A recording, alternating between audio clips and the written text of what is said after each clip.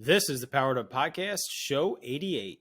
When I was teaching, my job was to groom learners and grow learners every day in that classroom. Those were that was my main goal, right? And now I look at it as that's still my job. I have 30 classrooms and I'm working with teachers to try and grow those kids every day, but it's also to grow teachers and help them find their passions.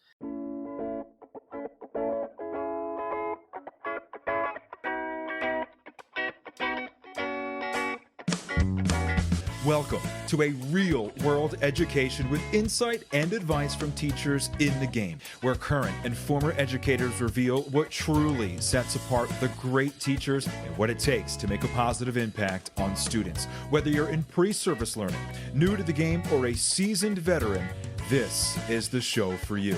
You'll leave feeling inspired to take action because we are powering education by empowering you.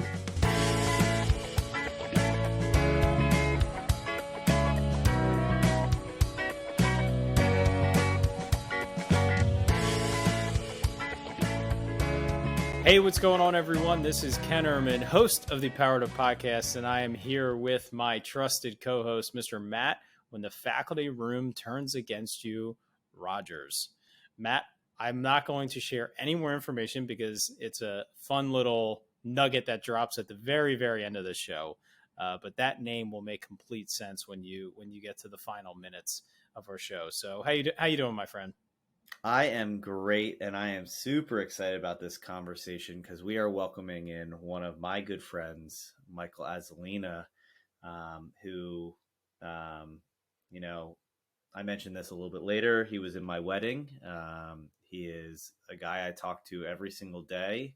I was there with him when he decided to leave the classroom and talk to him the weeks ahead of it, and I was in his office when he, moved into his assistant principal role. So real deal tonight. This is not only does it hit close to home, but I think he shows why he's such a valuable asset and really the type of leader that we all are lucky to know and would love to work for. Yeah, absolutely. I really enjoyed the conversation with Mike, and what I appreciate about him is, like you just said, he's the real deal. He's authentic. He's genuine. And the conversation I thought was a little bit different tonight than we've had in a while, just in the sense that he shared a lot of his reflections as a leader.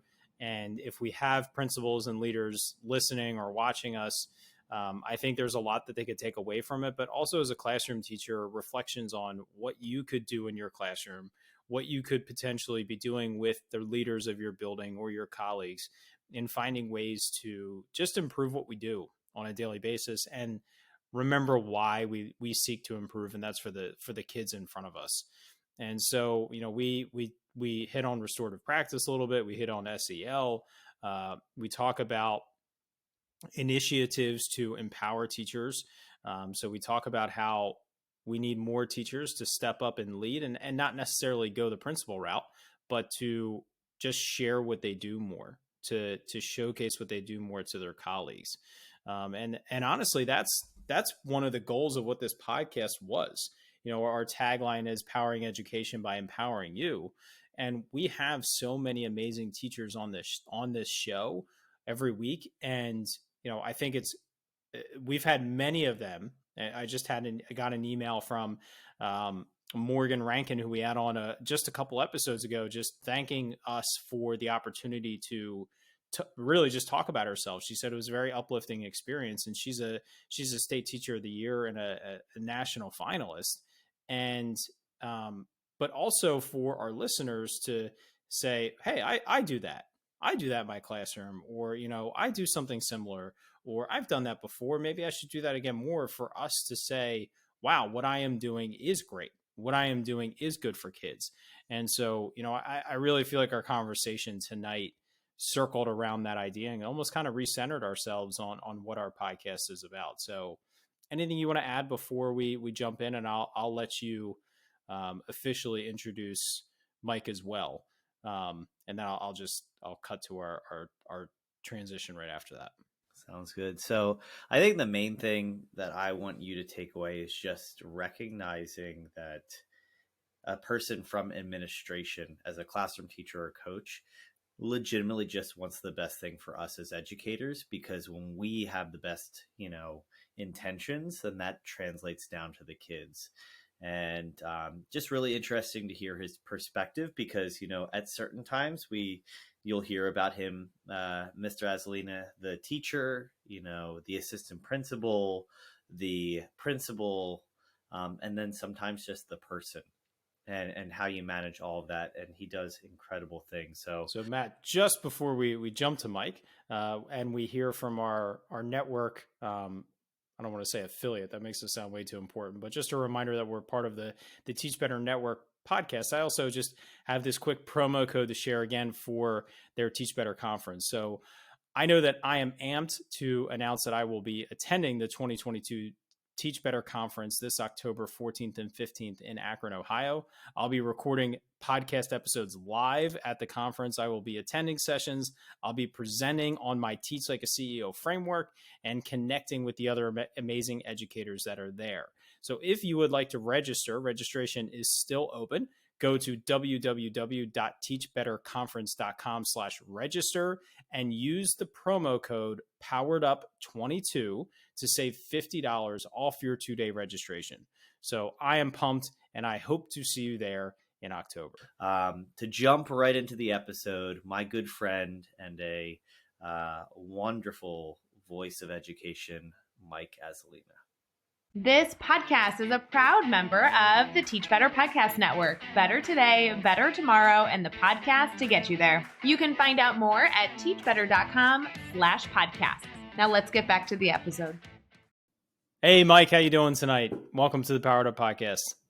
Hey, thanks, Ken. Matt, thank you guys so much for having me on. Really excited to be here. Big fan. Have used this podcast with teachers, so really excited to be part of it and just, talk education with you. Absolutely. So kick things off for us. Real simple. Just officially introduce yourself. Let our audience know where you're coming from and just a snapshot of your career in education. Yeah, absolutely. So Mike Azzalina, current principal at Shaw Elementary, Shark Nation, in the Cumberland Valley School District. I've been there. This is year number 2 for me at Shaw, but in Cumberland Valley, this is year number 5.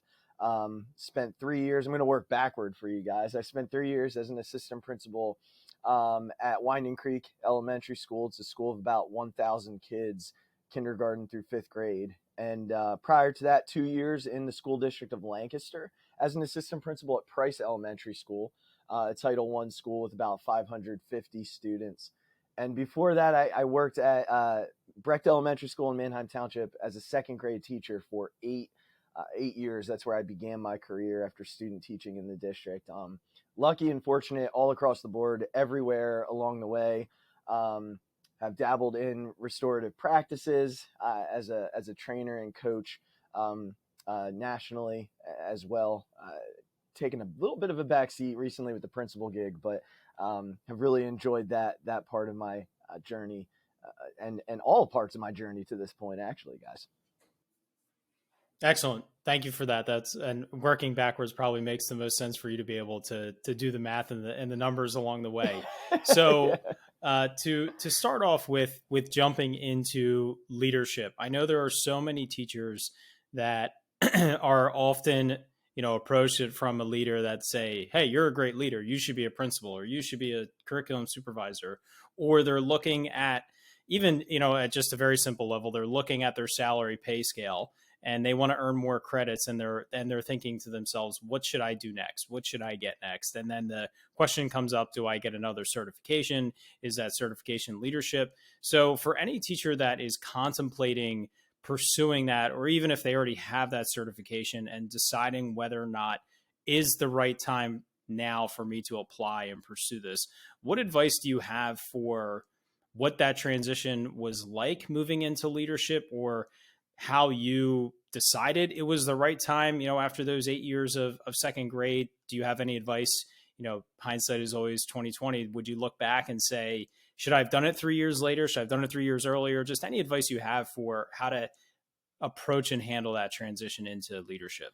Yeah, that's a fantastic question. I look back and remember talking to my principal at the time, Sharon, and asking her, when did you, same question, Ken, like, when did you think it was time? And I remember her saying to me, when you feel like you're ready to impact the larger scope of education, that's when you dive in.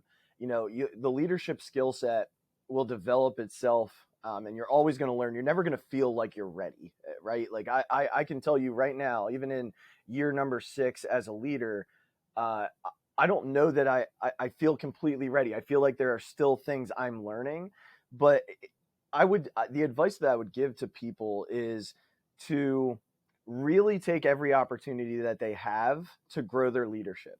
So, if there are things you can plan at the building level, a STEAM night or a math night or a literacy night that you can really plan and sort of, set the scope of what that would look like on a smaller scale. Like, here's the schedule. So I've got my scheduling piece worked out. Here's who's in charge of this, and delegating those pieces of the puzzle. I think anything that you can do to develop your leadership and hone your leadership while you are teaching, that's one thing I wish I had done more of. I took more of a backseat in that regard as a teacher. I was always willing to be part of those nights and would volunteer, but I never really ran one. And I feel like that would have been a really good practice for me, to dive into the larger scope of management. The leadership part, I always felt like I had. It's the organizational and the management part and component that, I feel like I wish I would have had more practice in. So I think, wherever you find, and some people might feel opposite, they can do the management part, but the leadership and really taking reins in that regard is a challenge. So I think wherever you feel like you're falling a little bit short in the larger scale of what leadership is, take the opportunity to grow yourself and challenge yourself and take risks. Use the resources that you have around you, the leaders that are there, and talk to them, pick their brains. That was one thing I did that really benefited me. Every chance I had to talk to a principal or a curriculum or supervisor of a curriculum, I took advantage of, because those people are living it, they're doing it, they're breathing it. And I just wanted all aspects of it. So to kind of piggyback off that, how challenging of a conversation is that? You're witnessing on the other end of things a rock star teacher, most likely.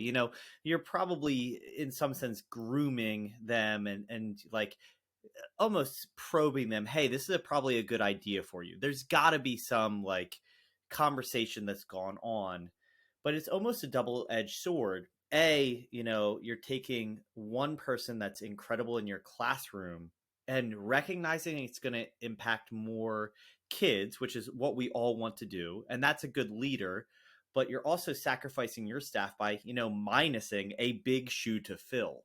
So, how do you kind of navigate that? And then I have a follow-up after you answer. Yeah, so I look at it sort of like when I was teaching, my job was to groom learners and grow learners every day in that classroom. Those were that was my main goal, right? And now I look at it as that's still my job. I have 30 classrooms, and working with teachers to try and grow those kids every day, but it's also to grow teachers and help them find their passions and what they want to do. So for instance, one of the things that I developed at Shaw is a new teacher 3-year program. So it goes alongside of what we do in a like the mentor program and the new teacher induction that the state requires. But I developed one for the building level, and basically over the course of 3 years, we work as a unit in the building to help develop the passions of our newer teachers, right? So it might be SEL is a passion of one of the teachers. So now, when they're through this process, now I've developed a leader in SEL in the building. Or if room transformations are a passion of yours after we go through this, now I've got another pocket of leadership in transforming rooms. If leadership is something that you want and professional development is something that you want, now I've got the corner of that world happening. So it's always about developing teachers into the passions that they feel. Matt, I have sat in front of people and said, you would be an incredible principal. You would be an incredible leader. And they've looked me in the eye and said, no, kick rocks. I want nothing to do with your job. And that's fine. I get that. But I also feel like, yeah, I'm taking from a place of this person's amazing in the classroom, but my job is then whoever gets into that space, I'm supposed to make the next version of greatness in that room, and let that person who's coming out of it go and pass on their greatness to a larger facet of the educational world. And it is hard. Look, I can think of 3 teachers who have told me that this is the next step in their career. And when they walk out the doors, it's a big hit to the building, but it's a much more positive impact on education as a whole if they're leading a building. And I firmly believe that. I'll take the sacrifice and I'll help someone else grow as long as the larger scope of education is benefiting from those people. That makes sense. So the follow-up that I have really for you comes down to what happens to those teachers that love being teachers. And like, I'll use myself as an example. Year 14 in the classroom, and there were times that I, contemplated and I took classes, and, my, I almost have felt at certain points guilty that I haven't, expanded into the next logical step. And what have I done? I've tunneled it into teaching grad classes and side businesses and running a podcast and living life, which is okay to do as well. But there is sometimes maybe a pressure or a next step, or what's coming after, that we all feel as educators, and kind of speaking to the okayness of just being a rock star teacher, because that's still plenty. Yeah, I think what you're saying is 100% true. I think, there are people who they want to be in the classroom. They're really good at being in the classroom. And those talents can, like you said, they can evolve into so many different things. You spoke to it, that you have a podcast, right? So you're teaching grad classes, you have your own side hustles that come along with education. You're providing the greatness that you are to other people, just in other formats, but still giving that to your kids every single year. And that's part of what the development of that program that I worked on at Winding Creek and brought to Shaw. That's why I love that piece. Cause I'm not telling those people, well, now you got to go be a principal, right? Like, because you went through this, that's your next step. No, your next step is to bring whatever you're passionate about to the table for other educators, letting them grow in their confidence to be great at those things, and seek empowerment in the building at the building level, and still use those skills to make learning enjoyable and fun, and a love of school developing inside of their own classrooms, like you guys do every day.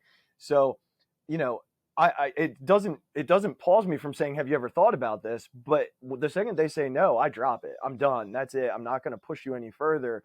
But let's not get stagnant in the greatness that you are. Let's use the greatness that you are to help develop our building even further. Because, I don't want to silo what you do really well. I want that to just expand throughout our building, and it may look differently in different classrooms, but your ideas are still valuable and your talents are still valuable. And I want that to become part of what Shaw is. Does that make sense? Yeah, for sure. So now as an instructional coach, I would say one of the more surprising things that I didn't expect is when I work with a teacher to run a professional development session, or I encourage a teacher, or someone on our team encourages a teacher to welcome other colleagues into their classroom to watch how they model a lesson, or to run a PD session at one of our district professional learning days.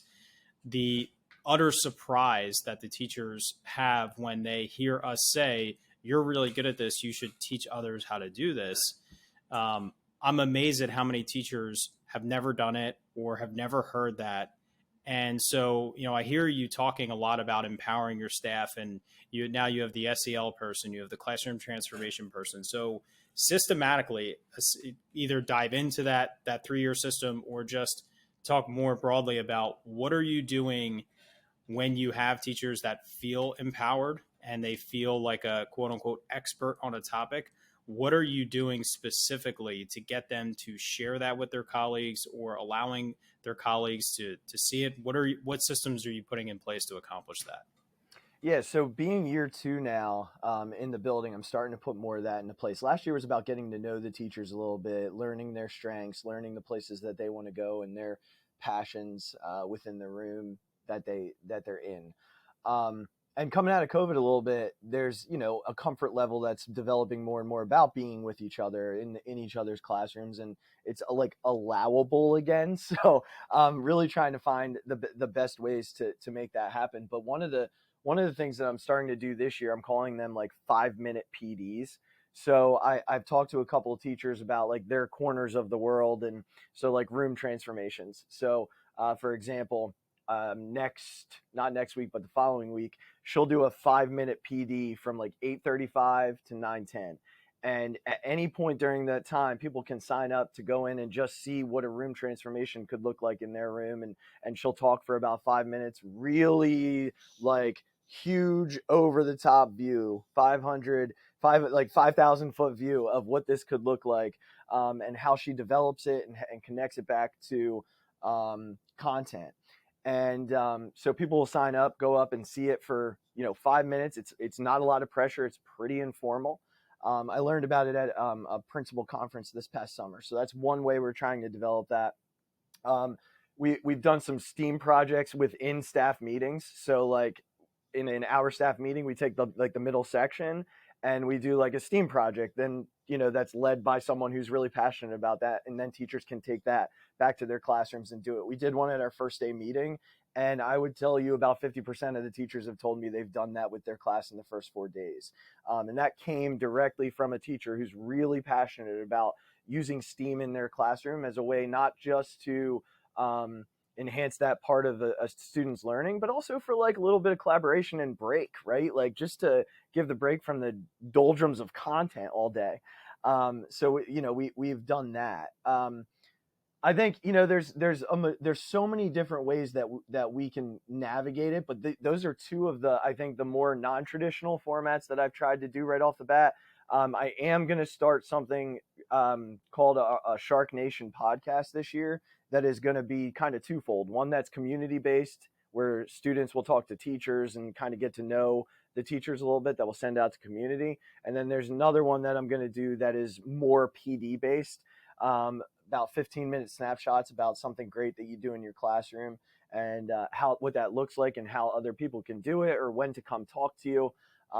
That's another layer to kind of putting ourselves out there a little bit and taking risks almost in a comfortable way. Matt, as a classroom teacher,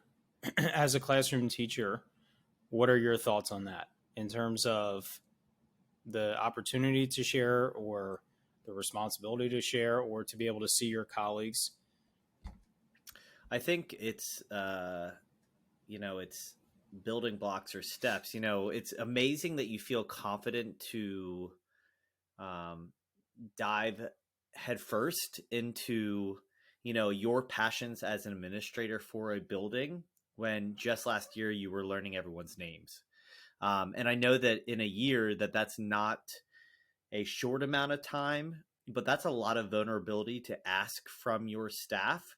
That the reason why you can say you're ready for that next step is because that first year was dynamite in really building those relationships, just like we try to with kids.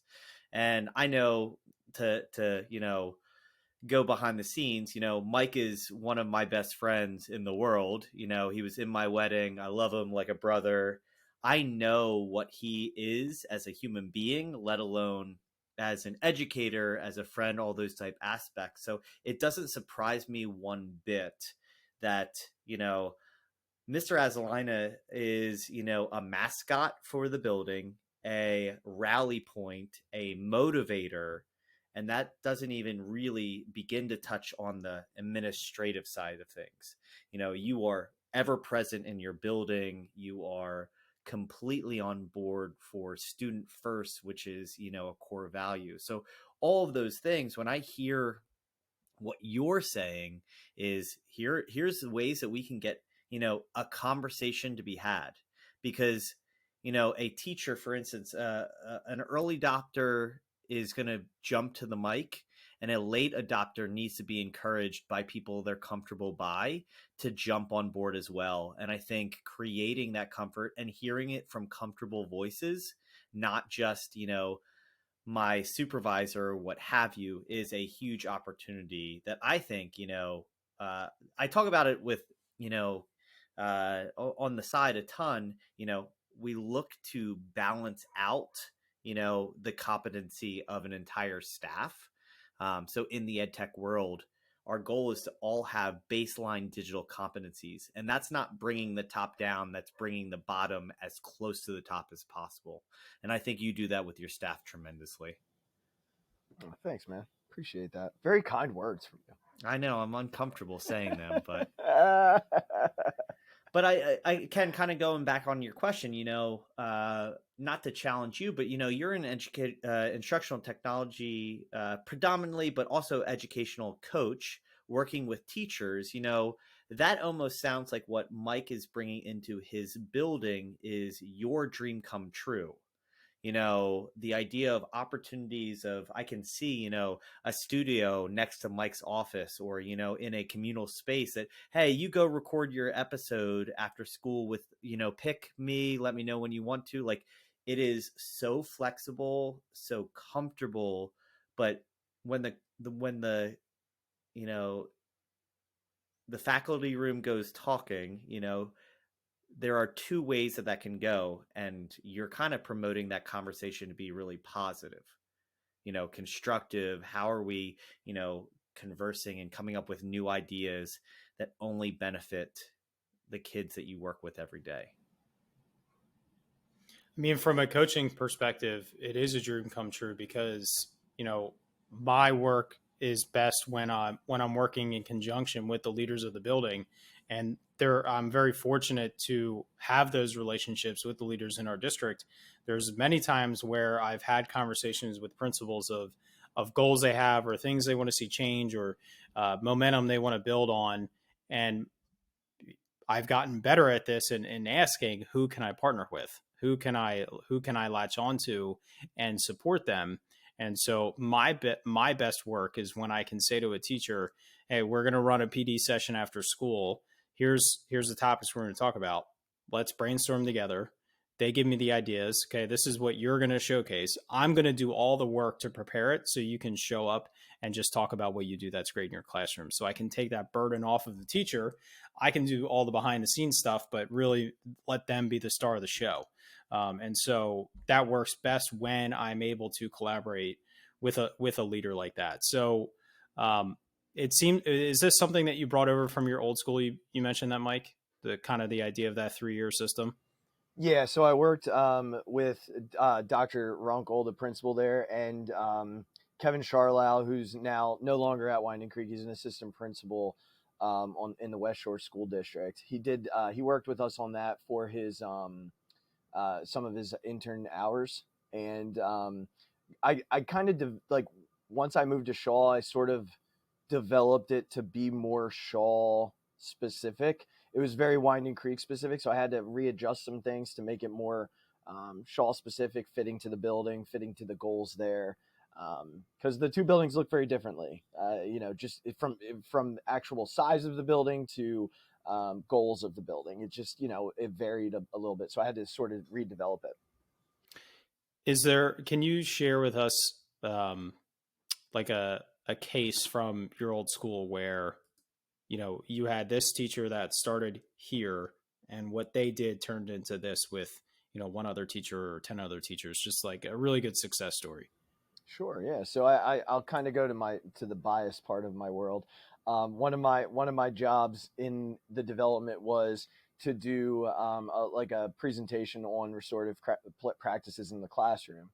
The good thing about what we did at Winding Creek and what I'm starting to do at Shaw is it's made for new teachers. That's the goal, like starting year one. But every meeting is communicated to the whole staff so that if someone just wants a refresher on responsive classroom, they come to that that half hour little mini PD and they sit in on it. So when I did the restorative practices one that I did, it was about a half hour. We did 3 different sessions of that.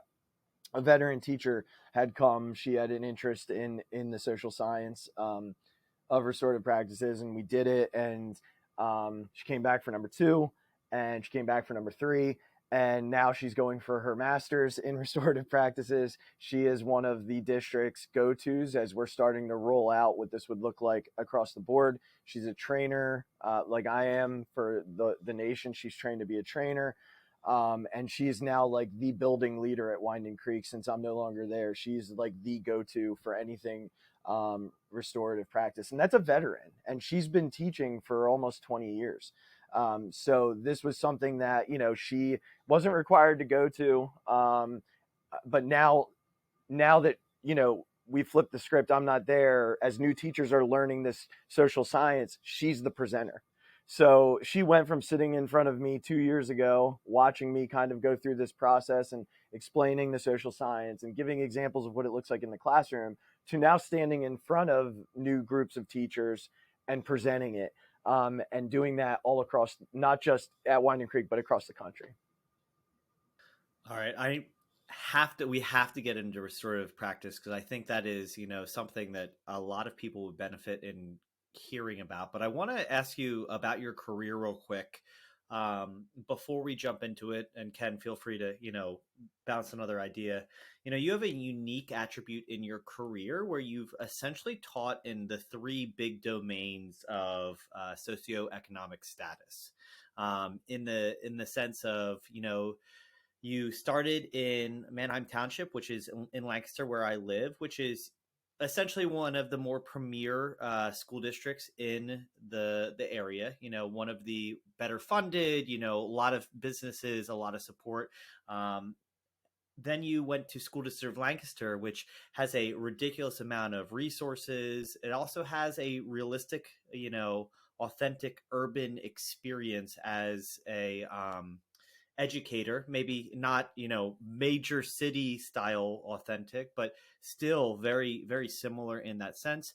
And then you move out towards that Harrisburg area where, it's I would hardly classify it as, rural, but it's definitely not as populated, even though your schools are large. So going through that, you have that spectrum of all 3 of those environments. Maybe, not only are those settings different, but the socioeconomic status different.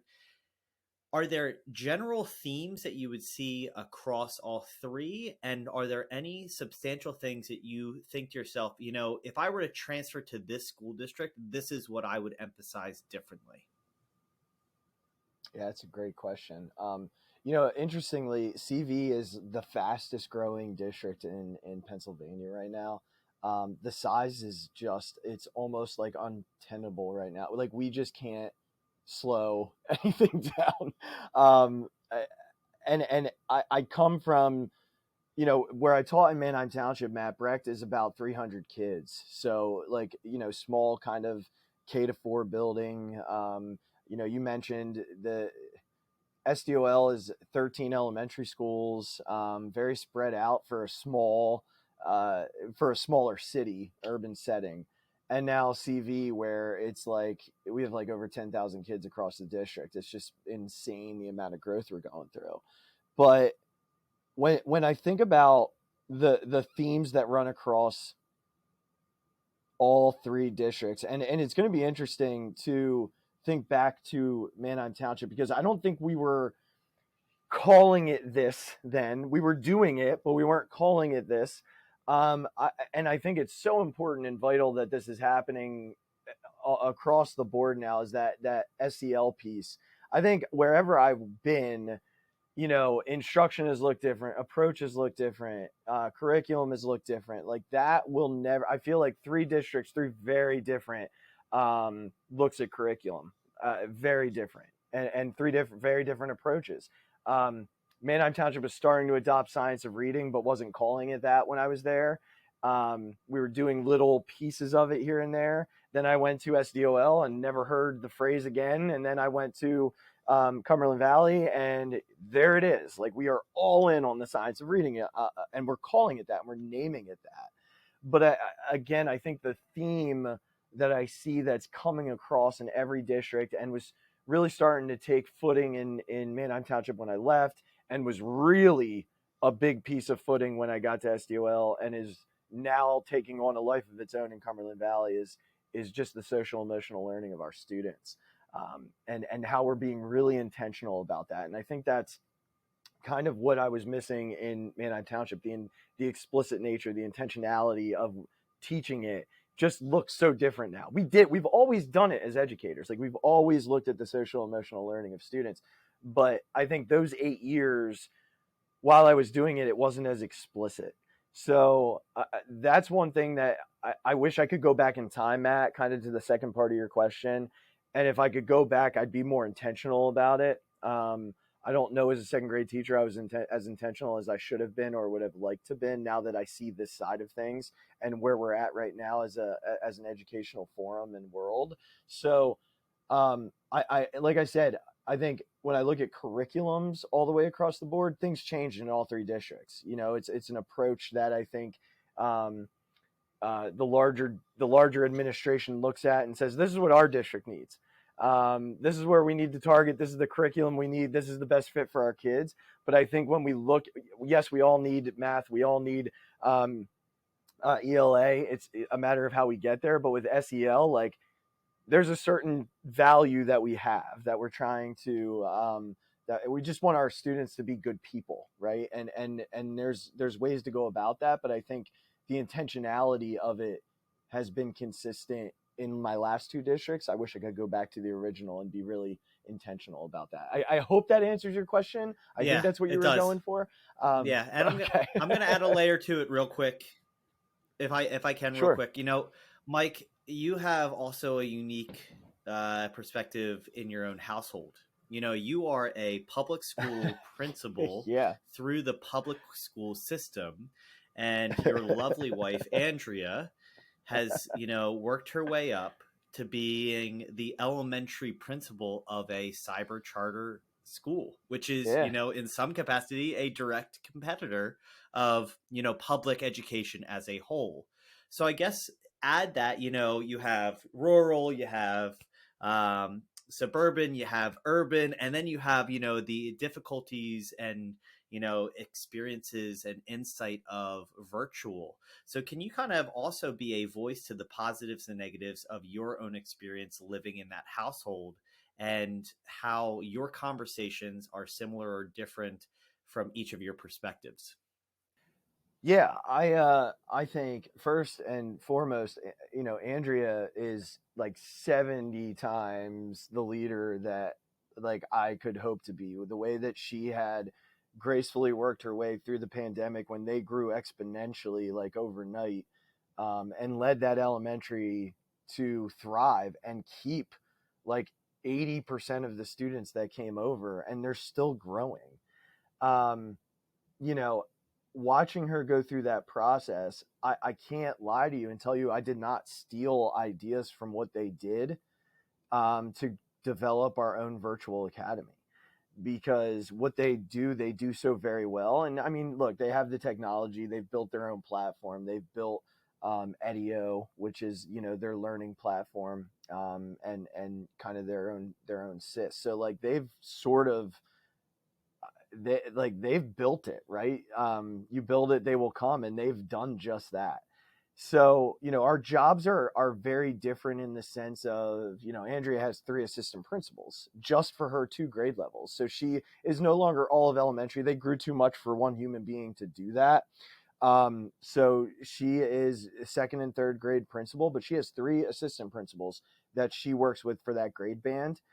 I would like give my left arm to have a half of an assistant principal on some days. You know, there's not what I would call discipline in her world.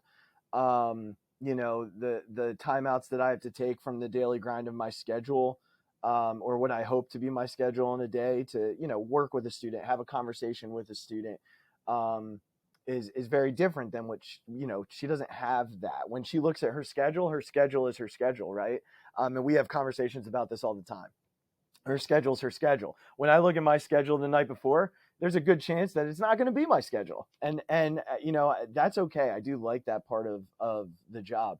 But I think, when we have conversations and when I watch the great things that happen in her world, I jokingly say we're a house divided a lot of times, because I get a kid who's going from my building to CCA, and I'm like, interesting. That's how much money coming out of our district now. But I also know that it works for certain learners, certain families. It's a positive place for them to be, and I've watched her grow over 10 years working for them.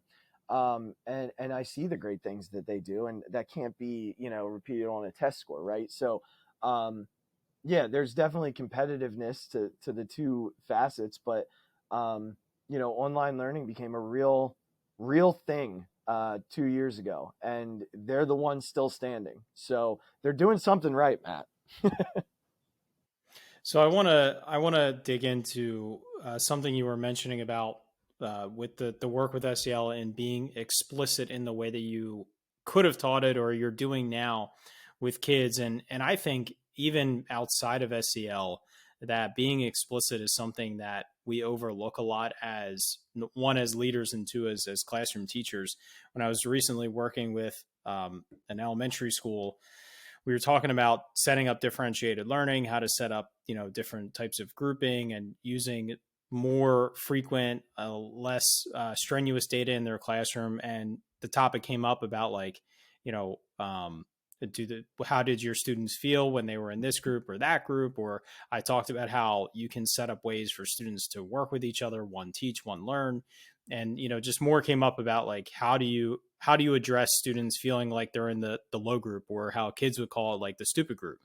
And so, one, that term was never used in my room, but I also very explicitly told my students exactly why I was collecting the data I collected, how I used the data I collected, and how it impacted the next learning opportunities that were going to happen. And so I shared that data with them. I explained the process, and I explained it in a manner of boiling down to, I do this so I can give you the best shot at being better tomorrow. And I found, when I've reflected back through our conversations on this podcast, and even when I was still in the classroom reflecting on what I was doing, I became more and more explicit with my students, being honest and upfront when appropriate, but being very explicit with, this is what we're doing. This is why we're doing it this way. And this is what I expect from you. And I also found that students would also give me feedback sometimes, like, Mr. Ehrman, you wanted this to happen, but it's not working. So as a leader, where do you think right now, looking at, you're year 2 into this, you're still growing a lot. Where do you think you could be more explicit with your teachers? And also, where do you think you could encourage your teachers to be more explicit with their students? Right. So I think it's so funny, because I will often talk about the explicit nature of lessons in, feedback and conversations. And, I'll ask the question, do you feel like you were explicit when you gave those directions to the kids? Did they really understand why you were asking them to take that step in their learning? And, sometimes that's met with almost confusion, and that's okay. Like, I get it, but I'll say, imagine we're sitting in a staff meeting and I ask you to do this, right? I say, all right, you're going to get with your teams and you're going to talk about what unit 0 is going to look like. But I don't really tell you what unit 0 is, outside of, we're just really going to focus on behaviors to start the year. That's going to be our focus. Go ahead and plan that. You're going to look at me like, what are you talking about? Like, why are we doing this? One, what's the purpose behind this? Two, and how are we supposed to do it? Three. So, it kind of goes back to, my reflection as a leader. And like you said, what can I be more explicit about? And I think for me, what I've seen in the first 2 years and what I reflect on is my own instructional leadership, right? So when I meet with teachers, how explicit am I in the feedback? I want them to own it, Ken. Like, I want them to own the feedback and really have some of their own, but I think sometimes I fall short there on my side of things and being explicit about this is what I want to see or what I think would benefit the kids, because I don't want to be that micromanager. But I think there's a line that I need to find as an instructional leader of it's okay to say this, that this is the expectation, or help them find it themselves by asking the right questions. But again, that goes back to, am I being explicit enough by just asking? So I'm still playing with that, but I think it comes in my, my opportunities to sit down with teachers when I have those action plan meetings, their individualized action plan for their differentiated supervision. Um, Being really explicit in the feedback that I give them on that, on, this is a good idea, or are we just checking a box, right? Like, let's be really explicit in my conversations with them. I think one-on-one, when I have them as a group, I feel like I'm really well prepared and explicit in what I'm trying to get across, because I spend so much time on it. But I think where I sometimes fall short is, in the grand scheme of the year, I get an observation and I sit down with them and I so badly want to be explicit in feedback, but there's 20 other things sitting on my desk or on my to-do list that I get stuck on. And that's not fair to the teacher, right? Like that's not fair, because I don't want this to be a box check. Like I want this to be valuable. I want this to be resourceful. I want them to take something away from the conversation. So that's where I'm trying to grow right now. And I'm glad you asked me that, because it's constant reflection for myself. Like, to be more explicit in the feedback, to be more explicit in the conversations about the expectation for these things and what this could look like. And I think that just piggybacks on to what the second part of your question, which is, where can teachers be more explicit? And I do think right now that's a main focus. I think, we as a building last year as a district experienced a lot more behavior than what we're used to, a lot more behavior than what we're used to. So we went back to the drawing board and we created something called Unit Zero, which is the first like 10 days of school being all routine, expectation based, buses, hallways, bathrooms, playground, cafeteria. So teachers are doing really explicit instruction in their classrooms on all of those areas every day. And then we're coming back around to it at the end of the month. My fifth graders are leading sessions in every part of the building outside of the buses. So we're being really explicit in that. And I think that's just something as a district that we looked at. I wouldn't say it's Shaw specific. I think it's just feedback that our superintendent got from teachers. And we thought, well, what's the best way to prevent this and be, proactive? Well, it's explicit instruction. It's what we do with math. It's what we do with reading. We can't punish this out of students. It's really about teaching them, and let's get on the front end of it. So, I think as on a global scale, that's probably what I would say is what our focus is. But, again, I think there's probably more when I have conversations with teachers instructionally that would, vary classroom to classroom. I love that, and I appreciate your answer. I appreciate you reflecting live with us to think about yourself as a leader. So, Matt, I want to throw it to you too, because I know you've heard me talk about being explicit a lot.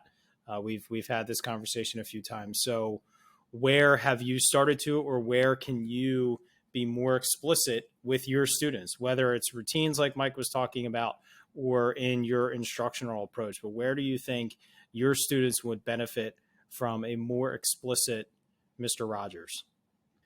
So I'm a wordy fellow, as you may know. So being explicit is something that I find really challenging. My classroom, a lot of my classroom is told through story. It's metaphors or examples, scenarios, whether they're real or not. So much of my, teaching ends up seeing what is the core value of the instruction that we're trying to cover and figuring out a scenario that the majority of the class can connect to. Hey, who here has ever felt this way before? And so we talk about that and, try to get tuned in. And that might be more motivation based than it is even instructionally. But what I find is, if we can figure out a way to, tune in and connect, then a lot of times the byproduct at the end is much smoother. So really, where do I see explicit features of my classroom? It's when I'm giving directions of something, I want them to showcase their side of things on. You know, I can give a 20-minute, pre-lesson and then turn it over to the kids for the back end. But you bet, those 5 moments, whether that's, bullet points, whether it's, a quick statement, an example, those are as explicit as possible. And I will also say that I have no hesitation to, pull the class together if I felt like I wasn't explicit enough. Hey, if I see it going off the rails, 45 seconds, 2 minutes, even, 5-6 minutes into a lesson, I have no problem saying, whoa, whoa, whoa, this is not your fault. I must have said something. I have no problem taking ownership if really it's, not even my fault. I'm the adult of the room. It's totally fine to do so. I don't need to be better, oh, I won this one, guys. That's never, a goal. But I also think that there's no issue recognizing if it's going off the tracks, that you can realign that explicit nature. And maybe you were very direct. Hey, this is all I need. And they accomplished it without any hesitation, that, oh, well, maybe I can expect a little bit more. Or I can, play that cruise director where I'm, steering the ship a little bit in the direction that just, again, brings out the best version of the kids and the product based off what your observable data is telling you. And that's, we go back and talk about, the art of teaching quite a bit. I've used that term since this podcast a ton. That is, that combination of art and science of teaching, that, the intangibles that are really tough to talk to new teachers about. Hey, you observe this, you see it, you make a decision in moments notice. It's not written in your lesson plan. It's not well thought of before. It's the snap decision. How are you going to make an adjustment? And then going back to it, reflect, was that the best, could I have done something so that I didn't have to make that decision, or did I make the best choice in that moment to support teachers? So before we jump into our exit ticket here, Mike, can you just give us a 2 or 3 minute pitch on restorative classroom, and what exactly is it? What information or what considerations should we make as teachers if it's something that I should look into to pursue training opportunities that are available out there, or courses for me to take? Because I think there's a lot of misconceptions about what restorative practice actually is. I'll be honest, I think my knowledge level of it is pretty limited. I've never had direct training in it. So just, what information can you provide to our listeners to, obviously you're not going to be able to train us on the podcast right now, but just what information can you provide us for us to consider looking into it, or to dive into it a little bit more to bring it into our classroom? Sure. So I what I would say is, just to give you like a general definition, it's a social science that centers itself around proactively building relationships in communities, and how to repair harm when those, communities or relationships are harmed. So how do you repair that? And there's a lot that goes into this world. So there are things that you can do in your classrooms, and in some cases, I tell teachers all the time, you're probably doing a lot of them without realizing you're doing it. So it comes back to what we were saying before, Ken and Matt, about like just being explicit in doing it and explaining to kids, why are we doing these morning meetings? Why are we circling up? What is the purpose of this? Well, the purpose of it is to develop a community. We're a family in here. And the reason we're meeting every morning and going through these steps is to build this relationship with one another, so that you want to protect one another and you don't want to harm one another. And sometimes there's going to be harm, but the fact that we're connecting with one another makes it easier then to come back and repair that harm. So, if you're a responsive classroom school, then you're already sort of doing these things, because responsive classroom took this social science and sort of created their program around it. It basically sits on the plate that restorative practices is. So, what restorative practices call circles, responsive classroom calls morning meetings. So, I did a version of circles when I was a classroom teacher, where we'd circle up every morning and we would either do some sort of relationship building, or we would really build an expectation together. So I'd have a really structured set of questions, like maybe we were preparing for the cafeteria the first week. What was something you enjoyed about the cafeteria last year? I liked talking to my friends. I liked relaxing and eating. Great. What made it successful last year? What are things we did that were positive? We spoke at a level 1. We walked when we threw out our trash. We stood in line calmly on the marks on the floor. So really getting them to reflect on the things that made it go well, right? What are things that we can do when we go in there today to be successful, or things maybe that would make it unsuccessful? So we're recognizing those things that could happen. And then, what we're going to do throughout the year to be successful. So really structuring the questions and being explicit about why we're doing it. What I would tell teachers and adults to really focus on, and I'll spend just a few moments here if you'll indulge me, is something that when I train, I spend a lot of time on. It's called the social discipline window.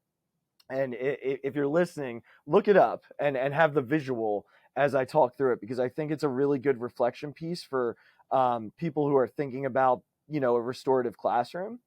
And it's set up into 4 windows. Sort of like there's an x-axis and a y-axis and the whole thing, right? So there's 4 boxes. There's a 2 box, and that's your top left corner. It's what we call a punitive box. So those are your teachers or adults. I don't want to say teachers. They're the adults, because this goes far beyond the classroom, the restorative practice, social science, who are really in a lot of control, right? They have a lot of control of what's going on, but there's not a whole lot of support. And I often compare that person to the principal in the Breakfast Club.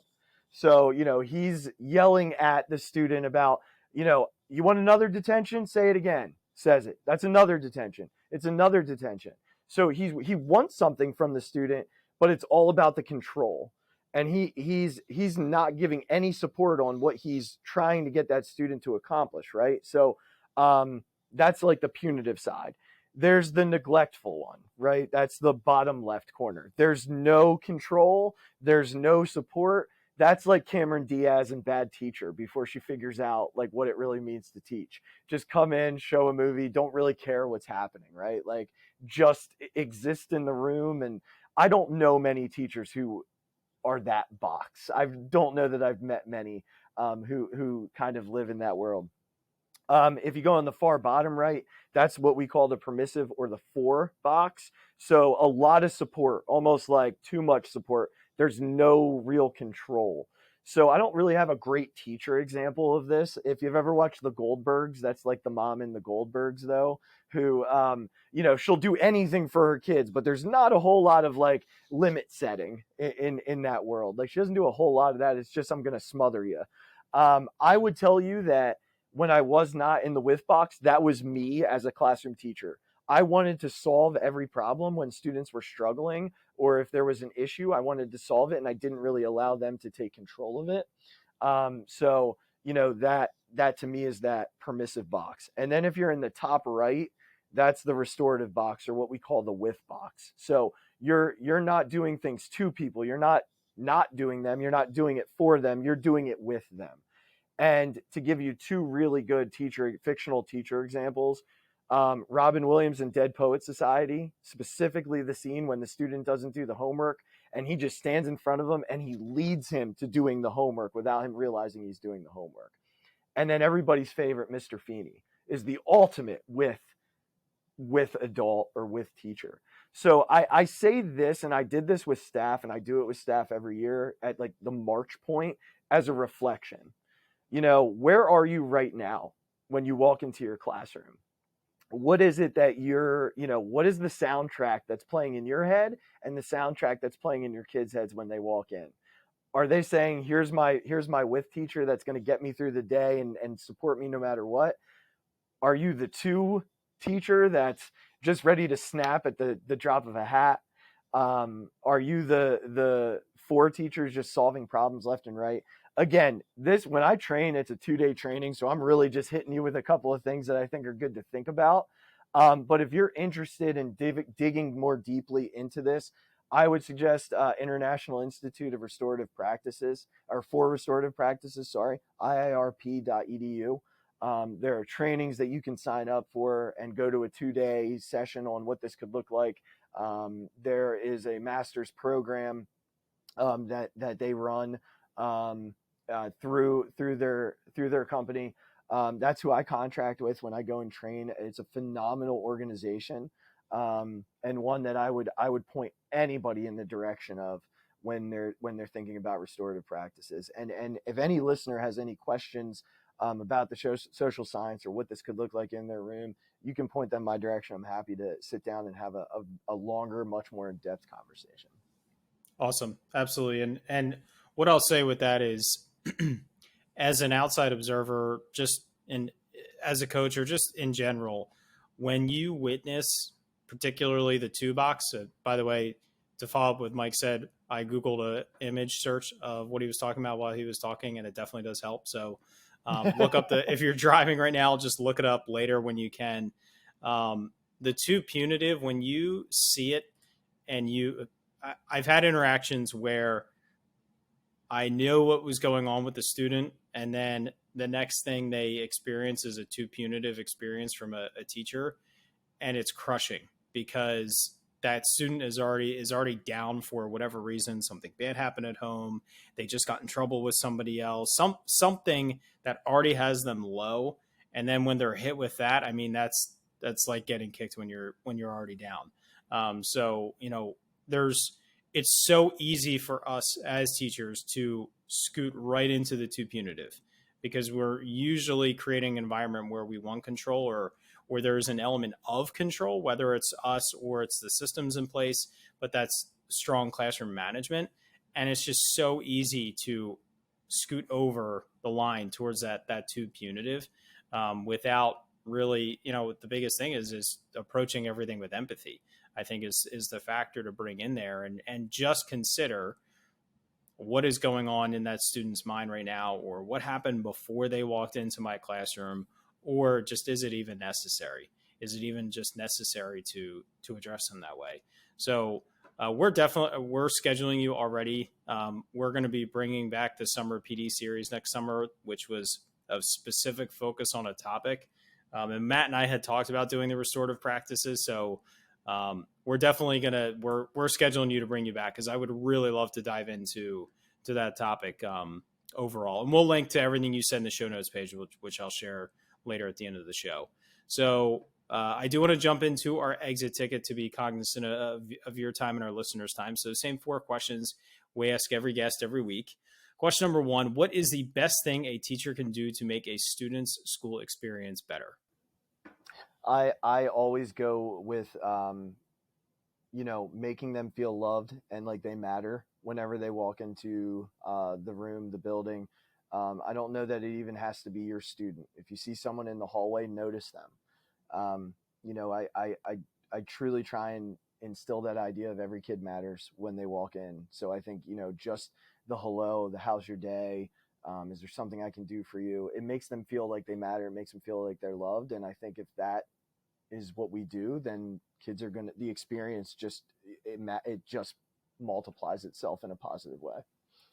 So next one, we've had many a conversation. I could see this going a few different answers, but what is the best advice you've received? And that could be from a colleague, a supervisor, or even a student. Best advice I've received. Oh man, there's so many things that people have told me over the years that have kind of led me different directions, right? But I think if I'm going to pick one, it's be present. Be present as a leader, as a teacher. Just be there. I think if you're present, it sets a tone for the people that you're being there for. If you're present, and I don't mean just visible either, I mean actually present in every part of your day, present in your conversations. It doesn't take much to just, if you're sitting at your computer and someone asks to talk to you, to just push the computer down for a moment, or turn it away, or put your journal down if you're writing something down, or slide your phone, flip it upside down. I think if you're present in moments with people, that just sets a really positive tone for every interaction, and it shows value to that person and what they're bringing to the table. And the more that you can do that, the more they're going to give themselves to you, whether they're 5 years old or 55 years old. Yeah. Is that why you don't respond to my text messages? That's exactly why I don't respond to your text messages. Matt doesn't respond either, and it has nothing to do with that. That's right. That's right. So the next one, and I know you experience it in current position and in past, the school year goes in waves, and right now is a massive wave of, setting expectations, setting the year off to be a successful one. But we know that there are days ahead where we're going to struggle. And that might be days, that may be weeks, seasonal depression, what have you. So what is something you feel like you think of or could share to help educators power up through those moments of struggle? Yeah, actually, it's really funny. My PE teacher at the building gave me 3 bracelets today. Because I think he, just like everybody, I struggle the same. And I tend, Matt, this, I tend to wear my emotions on my sleeve pretty often. It's just naturally who I am, because I do care a lot about the people that I work with and alongside. So I don't want to let them down. So this career is super highs and super lows. And he gave me 3 bracelets today. And I think I would say these to people. Bet on yourself. I can, I will, and the best is yet to come. I think those 3 kind of encompass these really difficult moments. Bet on yourself that you're going to get through it. It might not be easy. You might fail at some point, but you're going to bounce back. I can, I will. I'm going to get there. I'm going to accomplish what it is I set out on. And the best is yet to come. And what I mean by that is, we all know that feeling, that last day of school, when our kids walk out the door for the last time, and what that feels like, the hugs, the smiles. And sometimes the soundtrack plays that, oh, they're just happy to leave. No, they're proud of what they've become, and they know that the person that they're leaving truly loves them. And that's what that smile's about. So when I say the best is yet to come, it's that last day, that final time they walk out the door, and you see the growth from where we're at right now to day 180. So it's interesting that you asked that, because I just got these 3 bracelets today, and I've looked at them 100 times already today. Just, so those would be my words of advice. Thanks, Chance, if you're listening. That's awesome. So it's easy to fall into facilitating a repetitive classroom. What do you think separates teachers who are constantly seeking change, innovation, and pursuing new teaching strategies? I think what we talked about a little bit earlier, it's always about the mindset of, what is going to benefit my students. If I become complacent in what I do and what has worked in previous years, then I'm not only developing myself, but I'm not developing my kids. And we're in this for them. That's why we're doing what we do. And if complacency takes over our mindset, and we aren't going to step out of our comfort zone and develop these new skills and challenge ourselves to find the next best thing and take the risk, then what are we even doing here? And I will look any teacher in the eye and say, go for it. If you think this is what's best for that group of 25 kids in your classroom, go for it. You have my full backing. Obviously there are guardrails that we have to set in some capacity. Like, we have to stay within a certain, you can't go too wild west. But if you really think that this can fit in the scope of what our goals are and benefit your kids, take the risk, take the risk, prove it to yourself. But if we're going to stay complacent and just say, well, this has worked for my first 15 years, I'm not trying this, it's a different conversation. And I think that's what separates us. It's knowing that this is what's best for the new group of kids sitting in front of us, because it's ever evolving. Our kids are changing every day, and they're telling us their story, whether it's academically or socially and emotionally. They're telling us their story. And I think, for us to be successful, we have to respond to that and be willing to take risks and learn new things. And that's me included. I can't stay stagnant in what's worked for me in year one. I have to find what's best for teachers and students in year two. So it's a wonderful question, a very challenging one. And I hope I gave it the credit that it deserves. I would absolutely say so, buddy. So, besides, listening to the OG podcast, The Faculty Room, which, Oh man, if you're shout familiar out. with, Mike and I ran a, short-lived but well-listened to podcast. Ken was actually our first guest on it. You were. I was. I wasn't going to bring it up, but Okay. I just have to say, Mike, you are the ultimate professional, because you have now for a little bit over an hour sat in this podcast very professionally with Matt, who was at one point in time your co-host for a podcast. You swallowed your pride while you're sitting here with me, who has just taken the relationship much further. You guys made it to 10, I believe, right? I think it might have been 9 episodes. No, I'm sorry. You didn't make it to 10. We're well into show 88. This is show 88. Matt's been here for like 84 of them, I think. We'll take that. But to quote what you're saying, Matt, as your first guest, I looked it up. It aired on September 24th, 2018. Oh my. So it has been a long time since the three of us have sat together and talked shop, and it's been a lot of fun. I definitely want to get an invite on the next golf game that you guys participate in. Absolutely. Yes, absolutely. So, well, I feel like we got to get to 10, Matt. Do we do a reunion show? Hey, I'm on board.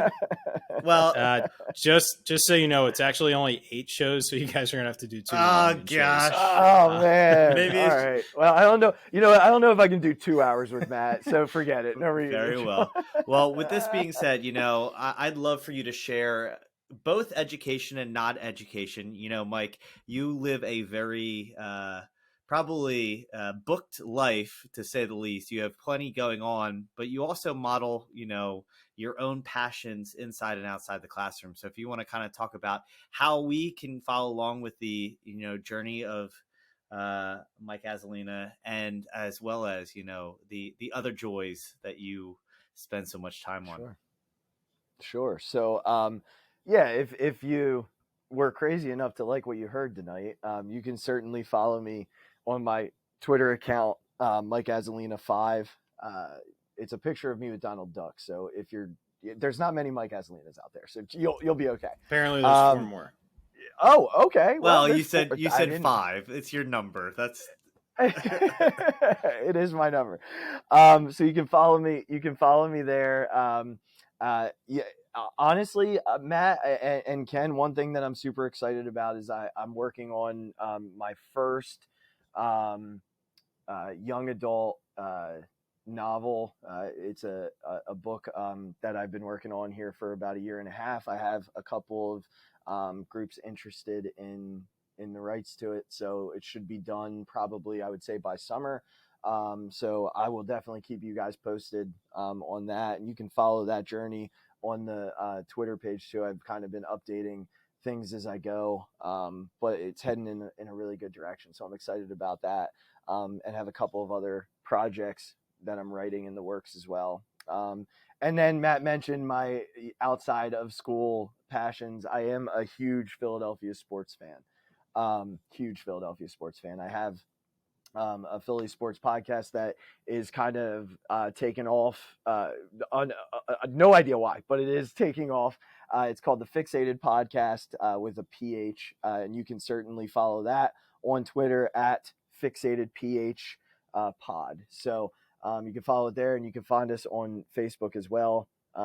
We record once a week, and you can find it on YouTube under the Birdies and Beer platform. It's there as well. So and I'm working on a book for that too. So I have kind of multiple projects going in the writing world. Because you have Couple nothing for- else to do with your life. Good gracious. Well, those are the passions right now. That's what we're working on. So I appreciate you letting me plug those. That means a lot. Thanks, guys. Yeah, absolutely. We will link up to everything on our show notes page, which can be found at powereduup .com/show 88. Matt, I don't know why you let this one go, man. That was a big All right, mistake, my friend. to clarify, he was. No, I'm sorry, we don't have time to clarify. You were going into your principal and assistant principal roles. I stepped back and I was waiting in the wings until Ken swooped me up. That's all. And he did send me a very kind message one day asking me if it was okay. And I was like, dude, it's fine. Like, it's totally fine. And I'm really happy for your guys' success. This is an awesome show. And you guys are doing a great job. Keep it up. Thanks for letting me be part of it. Absolutely. I appreciate that very much. So yeah, we'll link up to everything on our show notes page where they can find you, links to a couple of the websites that you mentioned as well as your podcast information. So Mike, seriously, thanks again. This has really been enjoyable for me. Like I said, we talked 4 years ago, and frankly, it was more about me because I was the guest. So I've really enjoyed learning about you. You are clearly a very exceptional leader. Your students, your parents, and your staff are very lucky to have you as a part of their school community. So keep fighting the good fight. Keep wearing your emotions on your sleeve because it's going to benefit them. So thanks again for joining us. And Matt, why don't you take us on out of here? All right. As we power down this episode, with no surprise, and Mike, you leave us feeling powered up. Appreciate the time, and everyone, whenever you're listening to this, we know you're listening to make your classroom a better place. So go in tomorrow and take one step forward. Until next week, we'll talk to you then.